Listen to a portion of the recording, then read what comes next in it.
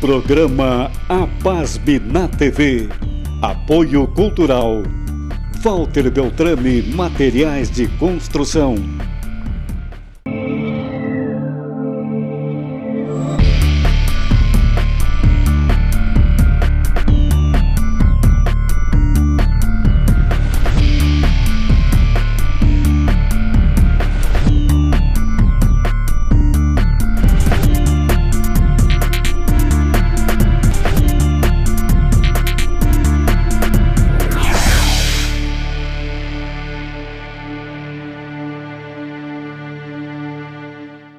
Olá, amigos da TV Santa Maria, sejam muito bem-vindos ao nosso programa APASB na TV, o programa da Associação dos Profissionais de Administração de Santa Maria, aqui na nossa TV Santa Maria, o canal da nossa comunidade. E o nosso programa conta sempre com o apoio de Walter Beltrame. Este é o nome em materiais de construção. Você quer saber mais sobre o trabalho da APASB? Inclusive a atuação da entidade junto aos principais conselhos municipais de Santa Maria e região, acesse o site da associação www.apasmirs.org ou os perfis da entidade nas redes sociais no @apasmioficial. E hoje vamos falar um pouco sobre cultura, educação e suas perspectivas na sociedade e pela e para essa sociedade. E para falar sobre esse assunto, estamos recebendo em nosso estúdio a presença do professor Valdo Barcelos, ele que recentemente recebeu a Comenda Personalidade Literária do Rio Grande do Sul pela Academia Latino-Americana de Artes, Letras e Ciências, daqui com sede no Rio Grande do Sul, e ele também que é doutor em Educação. Obrigado, professor Valdo, pela sua presença, satisfação em poder recebê-lo. O senhor também continua nessa temática de doutor em educação, especialista em antropofagia cultural brasileira, que é um dos temas que o senhor mais trabalha, inclusive, em pesquisas. A gente quer saber, diante desse contexto atual, até mesmo aquele contexto que foi criado, que foi lançado o movimento antropofágico brasileiro, né? O que a antropofagia cultural brasileira significou para o pensar arte e cultura para aquele período? E se há uma possibilidade de resgatarmos isso para o atual período, professor Valdo? Rodrigo, obrigado pelo convite. Cumprimentar a APASB, né, pelo programa e agradecer mais uma vez, já estive aqui em outra ocasião, né, então fico feliz e honrado com a oportunidade. Bom, vamos lá então. A antropofagia é um movimento cultural, inicialmente, da década de 20 do século passado, né, mais especificamente ali.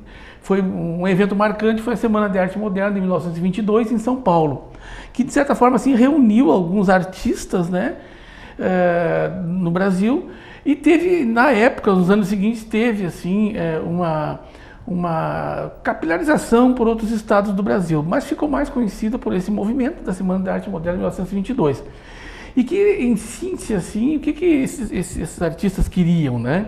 Na literatura, nas artes plásticas, né? Quando fala literatura, fala Oswald de Andrade, Mário de Andrade, né? Nas artes plásticas, Tarsila do Amaral e vários outros, né? Inclusive um santamariense daqui, um poeta, né? Raul Bope, que era nascido aqui, era distrito de Itaara, hoje é o município de Itaara, é um dos fundadores desse movimento, né? O Raul Bope. Na verdade, eles buscavam, né, uma outra forma de fazer arte, né, de produzir arte, em todas as áreas. Né? Que outra forma era essa? Era a partir, né, construir arte, a partir das raízes culturais, né, que formaram o Brasil. Né? Por exemplo, olhando muito para as culturas dos povos nativos que aqui existiam. Né? Também dos povos africanos que para cá foram trazidos como escravos, né?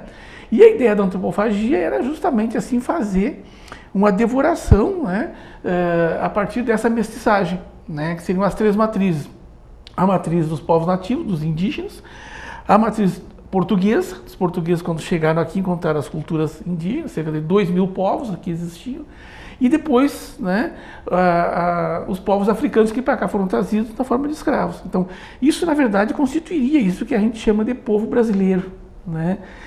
Darcy Ribeiro cunhou essa expressão, né? Que é um povo extremamente mestiço.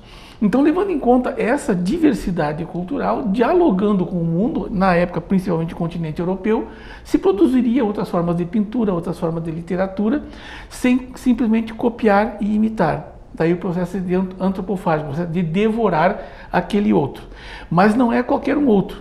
Devorar aquele outro que me interessa, né? Devorar uma arte que eu considere importante, considere vigorosa, considere rica, devorar essa arte. No sentido de alimentar-se, só diz, não de destruir. Né? Exatamente, né? Esse é o sentido antropofágico.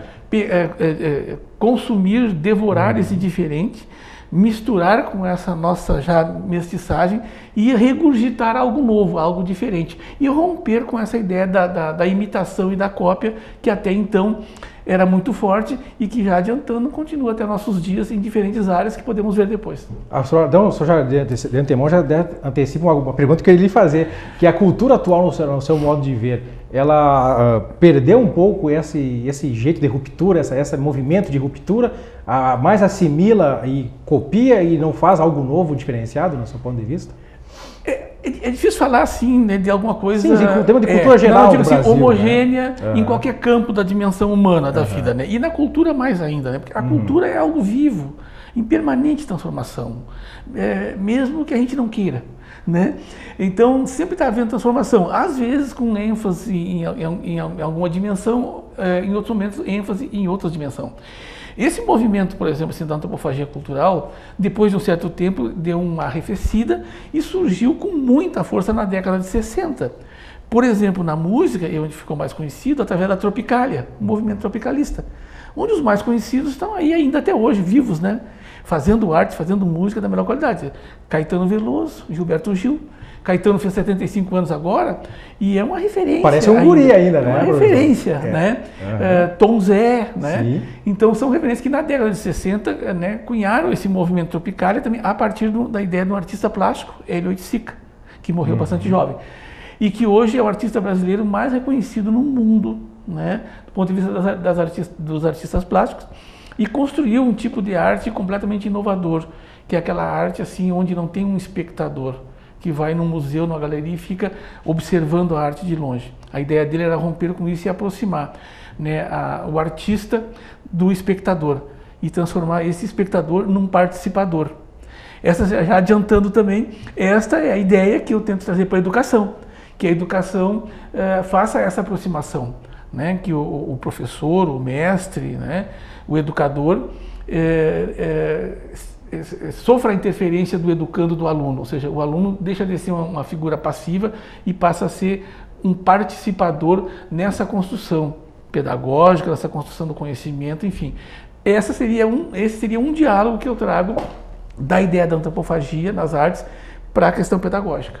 Eu só acredito também que a cultura precisa ser vista também como uma política de prioridade pelos governos e sociedade, até como forma de alimentar a educação? Ou a educação alimenta a cultura, ou ambas andam juntas, do seu ponto de vista? Andam juntas. Andam juntas. Mas a gente tem visto no Brasil, principalmente em política de governo, que a educação recebe mais orçamento e a cultura fica com a ninharia, né? Isso, às vezes, não pode ser às vezes, um problema para o Brasil em relação à alimentação da cultura e educação? Ambas? Mas é uma relação paradoxal, né? Porque ao mesmo tempo que o governo, né, ou o Estado, assim, ele precisa ter uma preocupação com as questões da cultura, por exemplo, a gente tem que tomar o cuidado de que esse Estado, esse governo não dirija a cultura, ou não tente dirigir, como é em algumas orientações ideológicas. Aí o artista, ou ele fica refém, né, do Estado, né, e concorda com o Estado e fica refém, ou discorda do Estado e é alijado de todo e qualquer processo.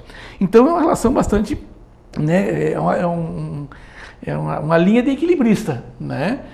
Como fazer, né, num Estado democrático, né, essa relação entre o Estado, entre os governos e a cultura, sem que haja paternalismo também e sem que haja, por exemplo, o privilegiamento de alguns setores ou de algumas pessoas. Né? Que Ainda há esse desequilíbrio do seu ponto de vista? Ainda alguns setores recebem mais aportes de investimento em detrimento de outros? Sem dúvida, isso ocorre, né? E é uma coisa que muitas vezes acontece por às vezes até por falta de iniciativa dos setores culturais da sociedade, né? Como também, às vezes, por uma espécie assim, de incompreensão da própria questão da cultura pelas instituições de governo. Você acha que a cultura precisa ser desmistificada nesse ponto de deixar de ser apenas uma visão elitista para ser mais popularizada também? Sem dúvida, essa é outra dimensão assim que talvez a gente ainda precise caminhar bastante, embora a gente tenha já avançado muito. Por exemplo, talvez assim o maior reconhecimento da produção cultural do Brasil, fora do Brasil, venha de setores ditos populares, né? Pegamos um exemplo distante, mas que, né, o samba. Sim, o samba, que era um movimento marginalizado, o sambista era associado ao vagabundo, periferias, né? A periferia, e era a periferia mesmo, mas ao desocupado. Tinha uma lei, inclusive, né, que permitia recolher o elemento desocupado, que normalmente era o sambista. E a contribuição para a música popular brasileira, né, é grandiosa, né, dos grandes letristas do samba. Sem falar no velho e sempre presente carnaval, com todas as suas... Sim, com todas as suas nuances, né, professor? Mas ainda correspondeu a essa popularização, né? Sem dúvida. Deixou de ser apenas elitista para ser... Mas a gente tem visto alguns aportes, nessa questão de aportes de recursos, a gente tem verificado, por exemplo, que alguns setores da cultura mesmo, como cinema, teatro, tem às vezes conseguido mais recursos, até por saber fazer projetos mais e bem elaborados. Talvez falte isso nas demais áreas mais populares, até mesmo como, por exemplo, culturas populares aqui do tradicionalismo do Rio Grande do Sul, a questão da cultura do Bumba Meu Boi do Norte, por exemplo, a questão do Nordeste também. Esses segmentos mais populares, falta justamente talvez acesso à cultura? Foi um pouco assim que eu falei rapidamente antes. Às vezes, nessa relação, tem, né, várias nuances. Às vezes, uma delas é exatamente isso que tu falou. Muitas vezes existe um recurso disponível e não é acessado por falta de projeto. Porque toda e qualquer agência pública só pode, né, financiar através de projetos, até para que ela possa acompanhar e avaliar depois, justamente para que esse recurso não seja desviado, não seja gasto, ou seja... Então acaba sempre se retroalimentando os que já estão organizados, né? Exatamente. Mas, e aí o Ministério da Cultura, né, ele pode, e em outros momentos, acho que até já teve, outros momentos menos, muito mais essa intenção, né, de fomentar, de incentivar a produção cultural, muito menos que intervir. Né? Sim, ajudar eles a se organizarem. Esse é o desafio numa sociedade democrática. Né? De ajudar esses setores a se organizarem para também terem acesso e democratizar esse acesso aos recursos. Professor, a gente sabe que nosso assunto é vasto. A gente vai agora para o nosso primeiro intervalo e nós já voltamos.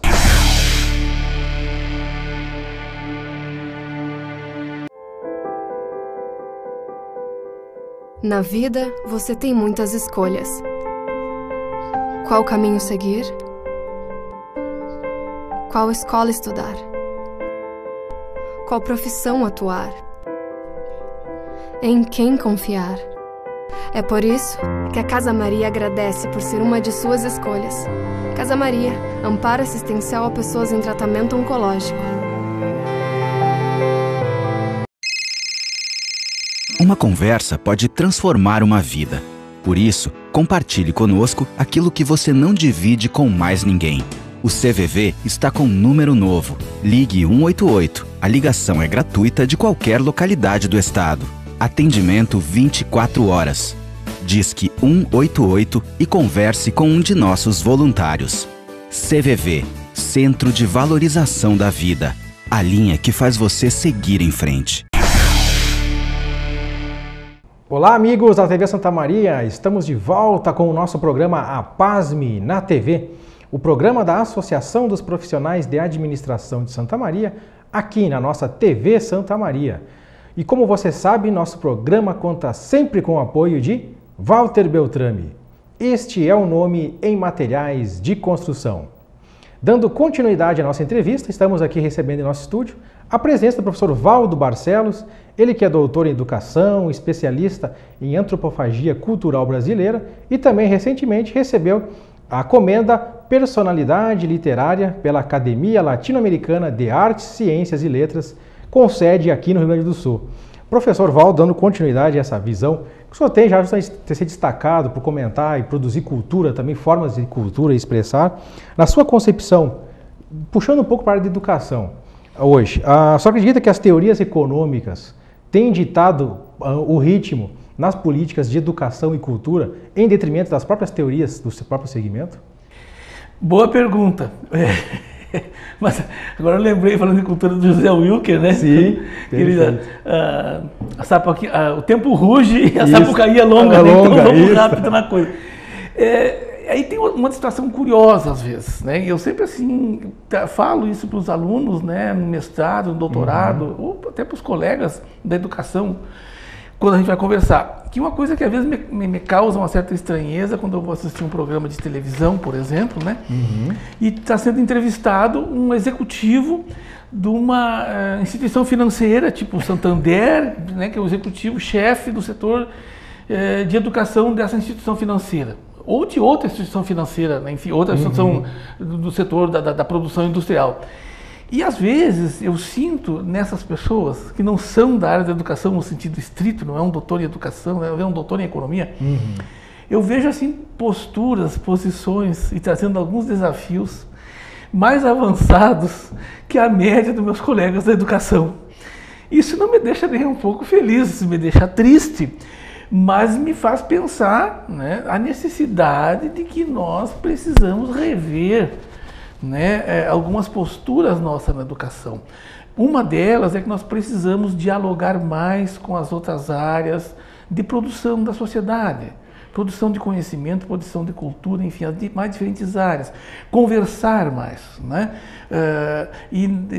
Eu sinto que às vezes nós ficamos assim muito enclausurados, né? E às vezes nos degradando internamente, cada um com a sua teoria educacional. Essa teoria educacional, ela só terá algum sentido se nos ajudar a entender o mundo que a gente está vivendo, entender a sociedade que a gente está vivendo e nos ajudar a pensar um mundo, uma sociedade onde as pessoas vivam melhor, onde tenham um bom viver, né, mais presente em todas as dimensões.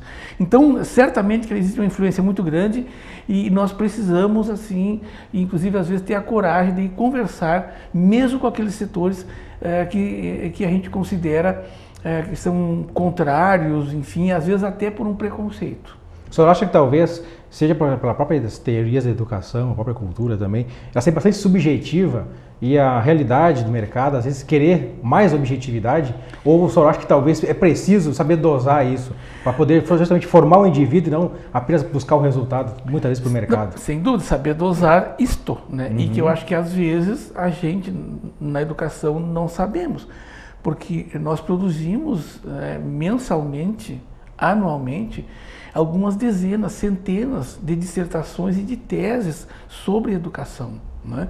E eu penso, né, que o reflexo disso, né, a consequência prática disso no mundo, na melhoria da qualidade da educação do Brasil de uma maneira geral, está muito aquém, né? Só um exemplo.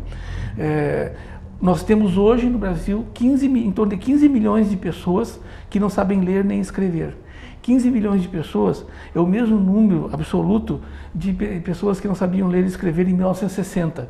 Claro que nós tínhamos uma população em 1960 e temos uma população muito maior hoje, mas 15 milhões de pessoas é toda a população de São Paulo junto com a grande São Paulo. Isso é inadmissível. Então nós teríamos hoje um estado inteiro do Brasil praticamente analfabeto. Uma população inteira de São Paulo. Incluindo os analfabetos funcionais. São 14, 15 milhões. Isso é muita gente. Num país que tem mais de 57 centros universidades públicas federais, com seus campos, com seus institutos federais, outros tantos estaduais e algumas municipais, em todas elas formando licenciaturas e pedagogos. Alguma coisa aí não está encaixando e que nós vamos precisar entender, sob pena de daqui a 50 anos estarmos discutindo as mesmas questões. Até porque, principalmente, tem percebido que na própria pós-graduação, inclusive, o próprio Plano Nacional de Pós-Graduação, ele é redigido pelo governo já de um certo tempo, e a gente se encontra até como alguns referenciais teóricos do próprio Plano Nacional da Pós-Graduação, alguns referenciais da teoria econômica, né? Como Nelson Winterman, Rosenberg, Friedman, e não encontra nenhum de educação mesmo, realmente, professor, né? Então, talvez esse diálogo é preciso ser feito. Como é que você acha que a gente pode fazer esse diálogo maior com as áreas econômicas, com a área de mercado, inclusive? Assumindo a condição, né, de intelectual, de alguém que pensa a sociedade, né, que pensa o país, né? Eu sempre insisto, a gente começa um semestre, um mestrado, doutorado. Estamos aqui num mestrado em educação num país chamado Brasil, né? E seremos mestres ou doutores. Então isso precisa me dizer alguma coisa, né? Isso, ao mesmo tempo que eu assumi essa condição, eu conquistei esse espaço, né? Isso, né, também exige de mim uma responsabilidade, né, de como intelectual dialogar com os intelectuais das outras áreas de igual para igual, não numa condição de subalternidade, tanto com os intelectuais das outras áreas no Brasil, como no resto do planeta. Buscar essas áreas de intersecção. Né? Temos condições de fazer isso, até porque temos alguns referenciais na educação que são referenciais para a educação no mundo inteiro. Paulo Freire, por exemplo, é um exemplo. Hoje também, na sua opinião, as formas de expressar cultura também têm se distanciado da valorização do meio ambiente, da preservação ambiental? Ou isso é um papo mais para a educação mesmo, não para a cultura? Não, nós temos assim produções culturais assim que dialogam de uma forma excelente com a questão ambiental. Só dar um exemplo, né, dessa interação. E quando ela acontece, a coisa normalmente o resultado é bom. Faz acho que 8, 9 ou 10 anos foi produzido um documentário chamado Lixo Extraordinário, por um brasileiro, Vicky Muniz, que é um dos brasileiros mais reconhecidos fora do Brasil com a sua arte. E toda a arte dele, né, e esse filme, inclusive, foi produzido, todo ele, no aterro do Gramacho, no Rio de Janeiro, que era o maior aterro, o maior lixão a céu aberto do planeta. E a obra dele é uma obra, assim, foi premiada, né, e é uma obra fantástica, né.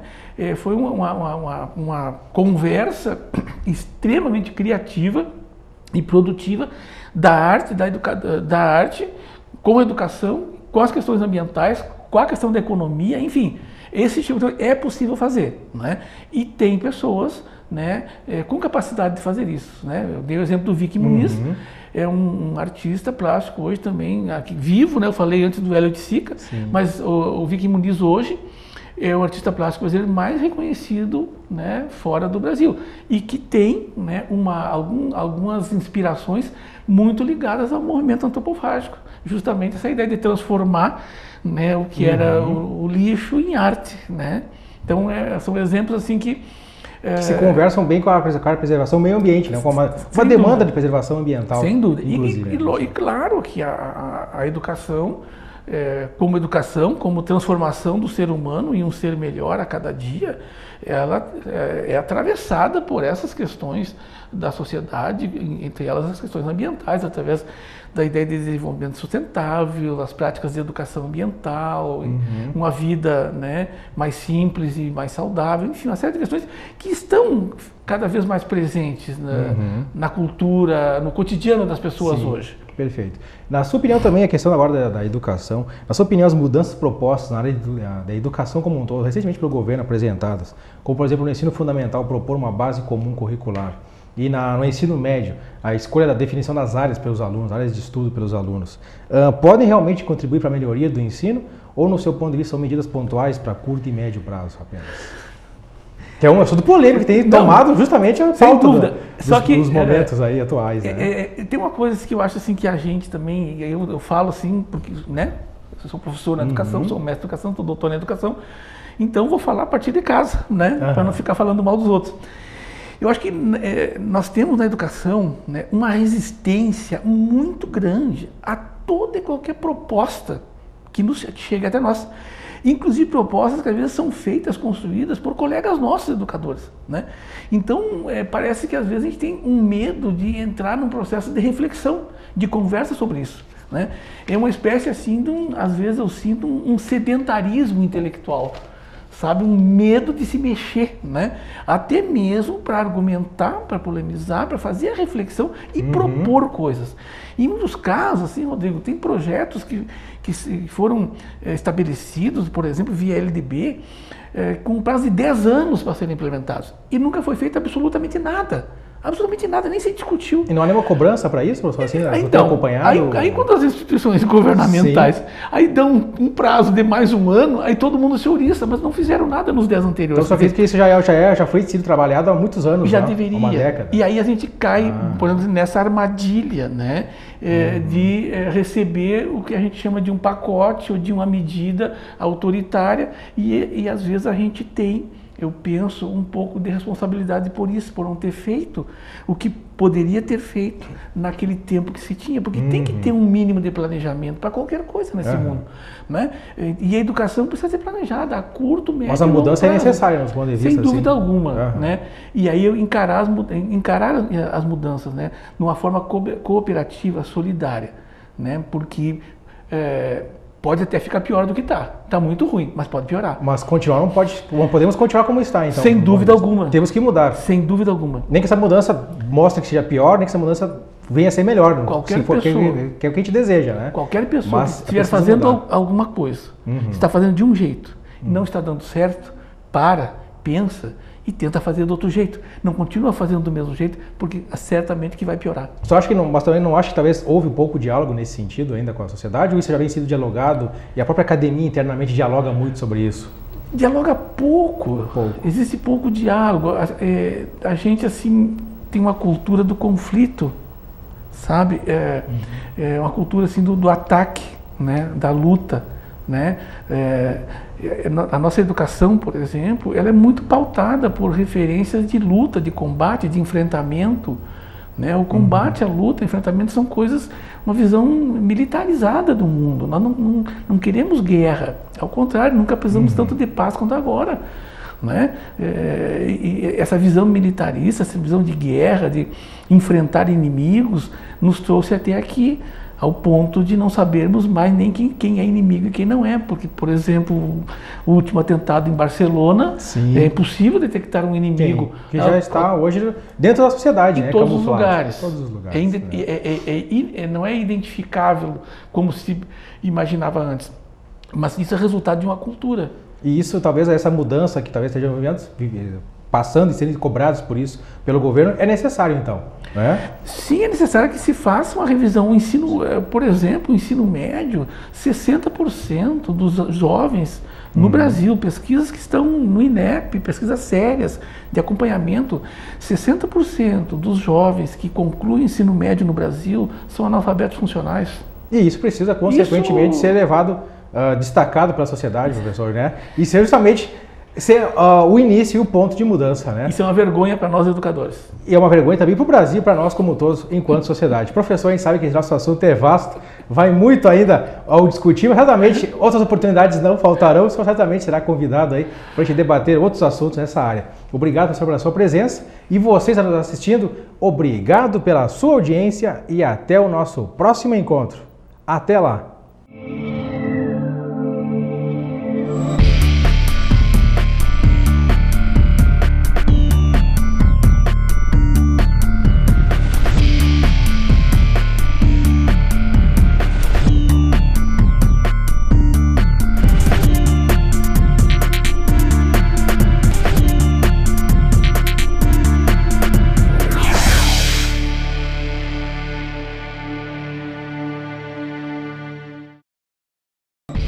Programa APASB na TV. Apoio Cultural. Walter Beltrame Materiais de Construção.